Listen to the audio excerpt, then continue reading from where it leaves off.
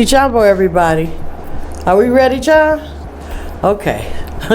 See, Jumbo, we're having some technical difficulties with our theme song, so please bear with us until our producer can get it corrected somehow or some way. It's an audio thing and it keeps playing the hook, but you're not getting the meat of the song, so please excuse us for the time being. See, Jumbo, once again, everybody, welcome to Satora's Black History Corner. I am your host, Catherine Hunter-Williams, along with my co-host, Miss Catherine Blake. Hello, everybody. All right.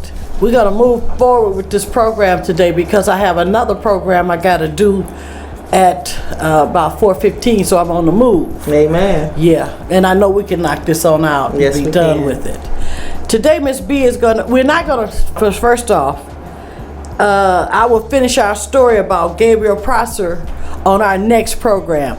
I know that Dr. Moss was on our last program and we were talking about General Toussaint Louverture. Ooh. And I was supposed to finish up with Gabriel Prosser, but as usual with Dr. Moss, he is very in-depth on our story and he tells all of the story. I mean, he went all the way to Europe and everywhere, and he just gave the complete, as much as the time permitted us, of General Toussaint. But he's a professor, so. Yeah, and then what I was supposed to have done was tied that in with Gabriel Prosser of how General Toussaint was a part of his slave revolt. But we ran out of time. But I will finish it up on August 10th on our next program. We're going to knock it on out because Gabriel Prosser, a lot of people don't know about his or our story about him, but on Monday, August 10th, we will speak about it. Amen. Teach you about him because he was a great man also. So let's move on forward. And Miss, I don't know if I said this already. Did I say this today, Miss B? It's going. I think I talked to you about it.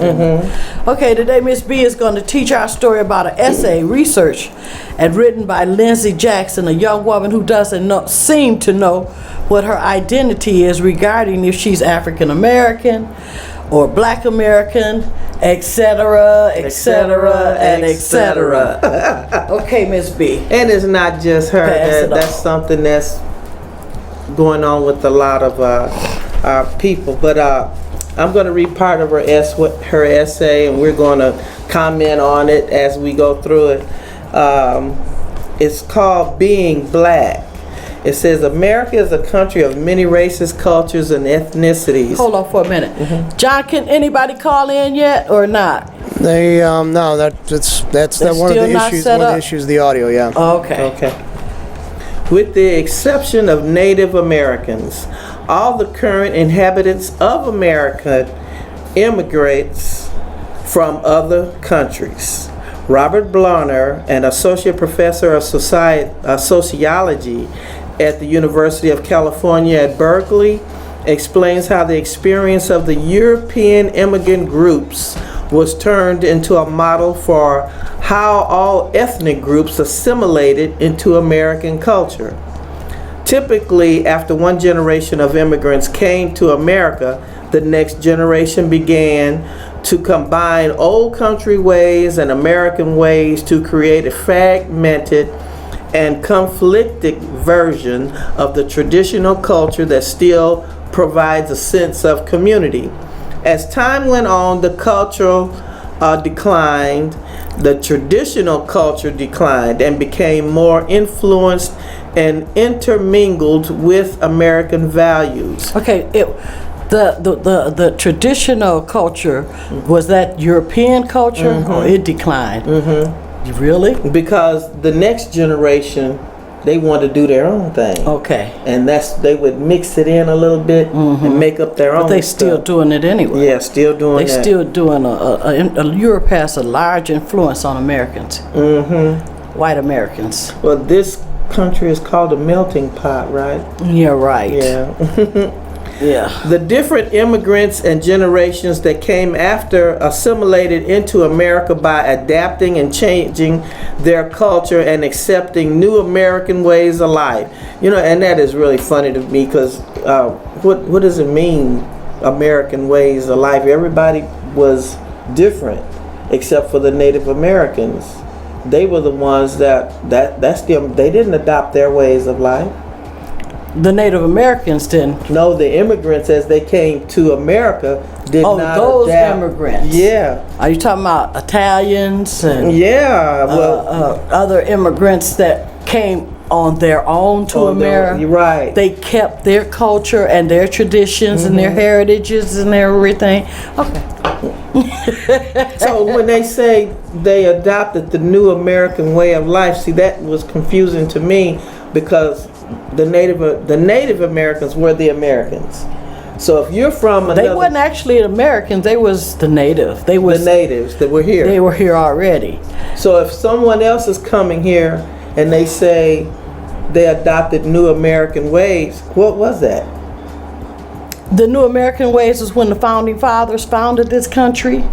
Okay, go ahead. Okay, that's the new American way. They changed, and then when the Boston Tea Party or Boston the English the Tea Party, and they wanted to cut the America ties with Britain, from the British and become what we are, as it's called today, America.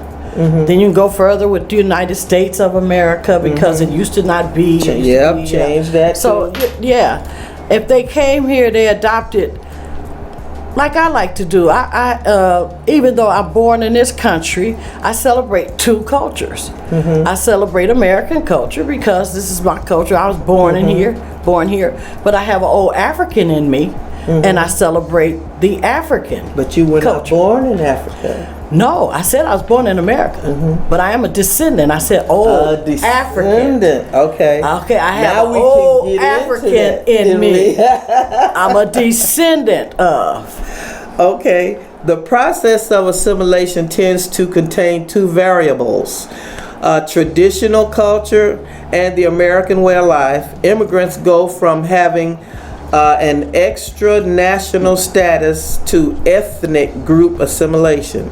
The pattern of the third generation reasserting ethnic identity has been noticed as well. I guess that's when they say I'm a descendant from the country they're from, and pulling from that tradition also and bringing it into what they're doing now, as they add it to the American way of life. Yeah, like when the Japanese come here or people that come from India, they continue with their culture. Absolutely. And you see them, they dress and everything, but they're in America. And they also, some of them celebrate the 4th of July. This still is America. This is their country at this point in time. But they have brought their traditions with them, and they actually keep their traditions going on. But you just keep on reading because you're going to get to where we came. Here it is. Where we came in here at. Very little of the described process of assimilation applies to the experience of slaves coming to America. All right now. As Blarner states, traditional culture and social organizations were destroyed in the very process by which Africans became Americans. Africans were taken from their homeland and brought to America around 1619 when the Dutch ship brought 20 enslaved, I'm glad she said enslaved, Africans to the Virginia colony at Jamestown. Nearly 240 years passed until the 13th Amendment to the Constitution officially ended slavery in 1865. But instead of coming into America with a national identity, slaves were deprived of any African culture. But that right there, they did come with their culture, their idea, identity, their religion. They kept it going as much as they could possibly. And still is doing it today. I mean, they just passed on, so I keep saying this old African, because it's passed on. But I think you're going to finish with they stripped everything from them. Including their name, which destroyed the meaning and the relevance of traditional African identity. And gave them their names. Instead of cultural assimilations, slaves underwent forced acculturation without the same social and economic equality that other minorities had. Also, they stripped them of their religions or their beliefs. And when they their found culture, out they could talk through the their drums, heritage, they stopped the drums. they stopped the drumming. Because they knew, well, that's the way Africans communicated in Africa at that time. They stopped that. They stopped so many things. They Took stripped their names, everything. everything. If you look at us today in this country, we are, we say we're descendants of Africans. We say our people came from Africa. But we have nothing. We have no language other than American. Yeah, I'm if you coming want to to that learn too. other languages, you got to go to a class and learn this yourself. But then who you gonna speak it with? Right. What country in Africa did you come from, or do you have your ancestry with? I don't think nobody today here in America that came and that's been here this length of time can go back and find the tribe that they came from or the country that they came from. You know, you can just basically say that they came from the western part of Africa. They didn't too much go into the interior, but they did because in some places, I think the Igbo refused to become slaves and they would jump off the ship. They would kill themselves before they become a slave. So the thing that bothers me most is when I'm around Africans and I'm listening to them talk and speak among themselves and they speaking in their natural languages. I mean, I just look at all the things we have missed and the pride that they have in being African, you know.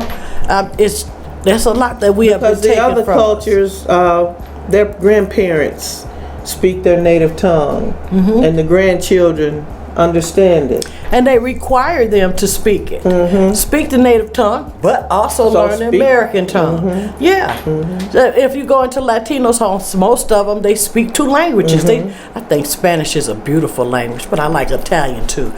But I like more so the smoothness of African language. When you hear them talking among, just be around them. And Dr. Moss, if you're looking, I know if you're watching the program, you know exactly what I'm talking about because they used to have an African association here in the city of Flint. And I used to be at those meetings with them and I would just listen to them talk. It was so awesome. And I want to ask you, Dr. Moss, what happened to the African Association? When Dr. Dennis left here, did it just disband? Okay, I'm getting off the subject here, but I would like to know what happened to the African Association that was here because I learned so much from them by going to their meetings and partying with them. You know, they even have a different way of partying than we do. But music is music and the body moves how it moves. But I do miss that. That's the biggest thing that I miss of our culture is our beliefs, the old beliefs and the language and the culture and just the heritage, you know, and so it's some of us that's still trying to keep it going on. Right. Well, however, during slavery, the black population began their own culture building process.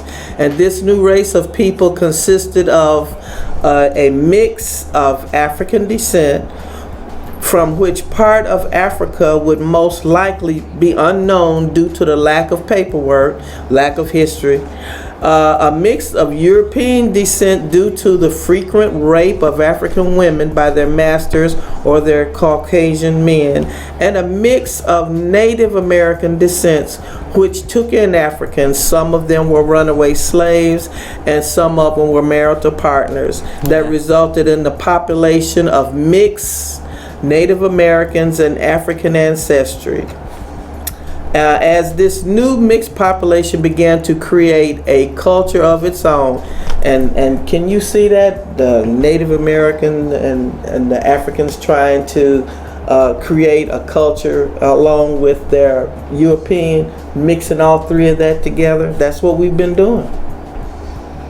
I don't do that. I don't mix Native American into my culture, even though, as far as I know, my grandmother said her mother was an African woman, and her father was a what is it called? Blackfoot? Blackfeet? Well, see, I'm from Native Oklahoma. America. I'm from Oklahoma. And they're from West Point, Mississippi. And in Oklahoma, Oklahoma was a reservation state. And that's where a lot of Native Americans live, and black people live there too. And so do the Europeans. And I remember when I was a little girl, long time ago, the Native Americans, the Indians is what we call them, they would come down our street, because I lived on Greenwood Place. Greenwood Avenue was Black Wall Street. And my grandmother had a house on Greenwood Place.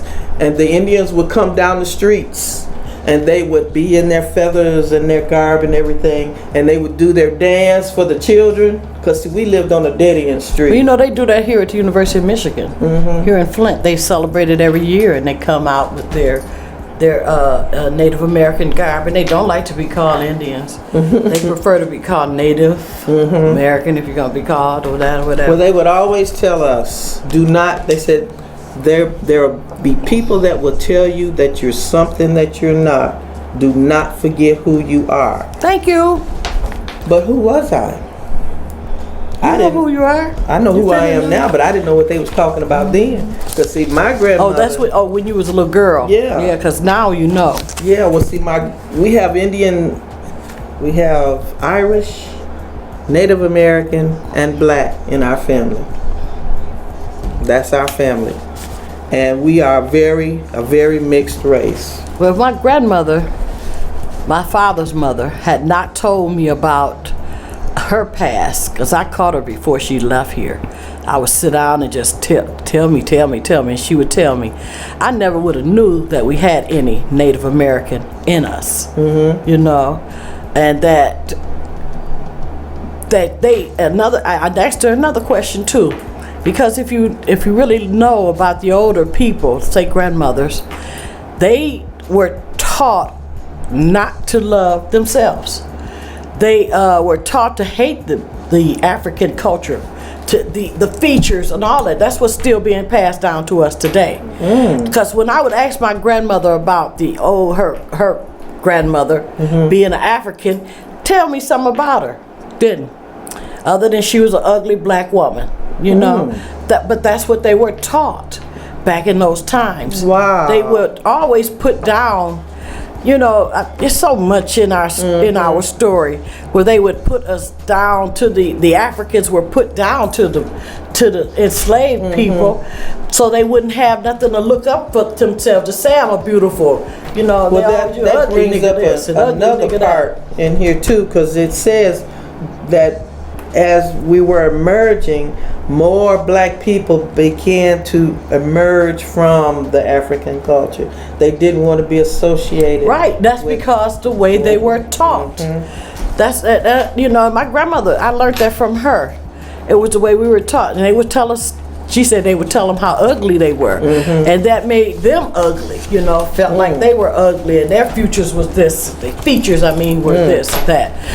So they put them down so badly that most of the enslaved people. My grandmother was born free, but her mother was a slave, and she came out of enslavement. That's how grandmother was born free. But they never talked about the Africans because they was always considered ugly, brutish, not human, no soul people. So she didn't have anything good to say about it. Well, I am so glad that some people decided to get some history written down, because there was no history. There was no story, and then we could go to Carter G. Woodson for that one to preserve our story, and then it's been being preserved, and now it's going further and further as time goes on. But there was one part, I don't know if you have even spoken on that part yet, about where this woman, she researched and she said she had made up another identity for us. Well, this is Did you right here. Did you got her name? No, I got this right here. So some dislike the term black, while others dislike the term African American. Neither term is perfect, and each term captures a separate aspect of the culture. What should we be called then? That is one of the answers. There is not a clear answer too. However, this one lady named Michelle Elam offers a new perspective of how races should be identified in the souls of mixed folks. So as we move toward a new...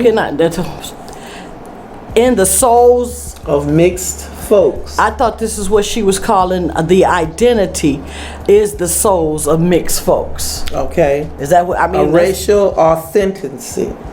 Yeah, that ain't gonna catch on. Now we're gonna be sitting up here calling ourselves, I'm a soul, of a mixed folk. No, that's not finna catch on at all. Okay, she said also, a mixed race identity seems to be a good solution for my personal identification. So that's for her. I feel like me. The soul of mixed folks is for her? Yeah. Yeah, right. Identity cannot be defined by just one rigid race. Race identity is something I have always questioned. Her transition to college into an environment containing cultures from all over the world made me question my personal identity even further. All of a sudden, it seemed as if everyone had ancestry that can trace back 1 or 2 generations to a country they identify with. Everyone except me, that is.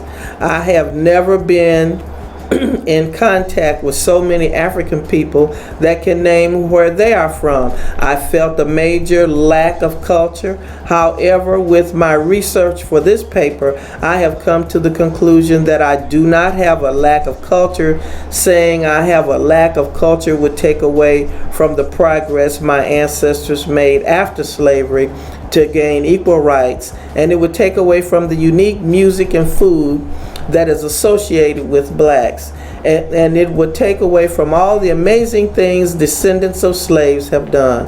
I cannot name what exact race I am or where exactly my ancestors came from, but I can tell you that my grandfather marched during the Civil Rights Movement. I can relate to jazz music and poetry from the Harlem Renaissance and the soul food both my grandmothers make so well, and that is enough culture for her. Okay, can I speak to Miss Linsey Jackson? Miss Linsey Jackson, so if you are in a crisis with your identity, I'm going to tell you your identity. Okay, I'm going to tell you mine's first. I'm first a child of God. That's number one. Amen. Then I was born in this country. By me being born in this country makes me an American. Then I have that old African in me, which comes from on my grandmother's, my father's mother's side, which makes me a descendant of African. Hence, and I've been saying this a while, American African. And you know what? Just like when Jesse Jackson, they say Jesse Jackson, but Jesse Jackson really truly was. Now, I've had them look it up because I know where it came from. It came out of Flint.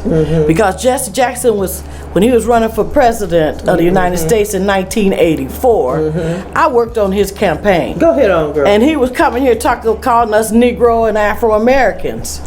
And I said, why don't you just call us African-American? And Jesse the one who coined that, but they took that from him. If you go on the internet today, they'll tell you it was somebody else, but it was Jesse Jackson. He did it when he was running for president, and it caught on. You know, and that's another identity. At least he stopped calling us Negroes, and he was calling us the nigger word, and he was also calling us Afro-American. He had 3 different identities, of course. But it was Jesse Jackson who did that in 1984. And I don't care what nobody say. Y'all can look it up. I know where it came from. It came from right here in Flint, Michigan. And when he started it. And if somebody else want to come up here, new, because I'm finding out that on that Wikipedia, you can go in and edit and do whatever you want on that. Did you? I didn't know that. I didn't know that either. But you can. But it has little places on there where it say edit. Yeah, edit, and you can go in there and put your little mess in there. But it was actually through Jesse Jackson. He the one who popularized the African American, and actually it was me who jumped in his case because I'm saying Afro. You know, ain't no landmass Afro. You know, and then with Negro. And then they spell it with a little N. Y'all had to fight for it to get to be a big N. To be on Negro. And then you call us niggas. You know? Yeah, he was doing all that. I just call us African American. Now this is before I went to Africa, okay? Then now I know, okay? But before Africa, I was African American too. That's what I was called, Museum of African American History.